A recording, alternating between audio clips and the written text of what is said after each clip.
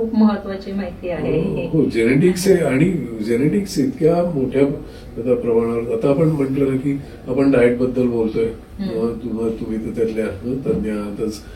पण आता काय लक्षात आलं, आता महाराष्ट्रातल्या लोकांना सांगायचं म्हणजे काही लोक दीक्षित डाएट फॉलो करतात वेट कमी करायला. 50 प्रकारचे फॅट डाएट, नुसतीच प्रोटीन्स खा, नुसतीच फॅट्स खा आणि फक्त 2 वेळा खा असं दीक्षित म्हणतात. आणि त्याच्या एक्झॅक्टली विरुद्ध दिवेकर डाएट आहे की 2-2 तासांनी खा. आता काही लोकांना या डाएटनी फायदा होतो, काही लोकांना ते दुसऱ्या डाएटनी फायदा होतो. आणि लोक म्हणतात आम्ही हे केलं आणि आम्हाला फायदा झाला.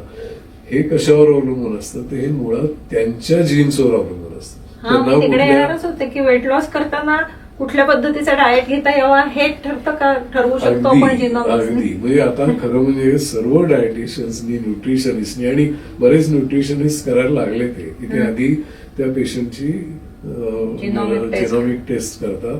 त्याच्यामध्ये आपल्याला कुठली जीन्स त्यांची वेगळी आहे ते कळतं. आणि त्याच्याप्रमाणे मग त्यांना जर डाएट दिलं तर ते त्यांना जास्त लागू पडतं. हे किती शास्त्र शुद्ध आहे की सगळी डाएट्स ट्राय करायचे, स्वतःची उपासमार करायची, स्वतःवर अन्याय करायचा. त्यापेक्षा आपण कुठलं डाएट करायचं हे आपल्या जीन्समध्ये लिहिलेलं आहे आणि ते वाचण्याचं शास्त्र म्हणजे जिनॉमिक्स आहे.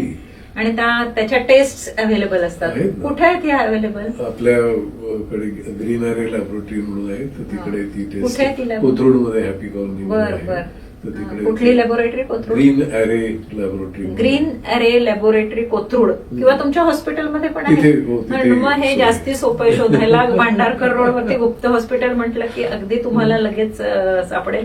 माझ्या स्टेटस हेल्थ क्लबच्या पुढच्या चौकातच आहे. आणि मग ती टेस्ट कशी करतात?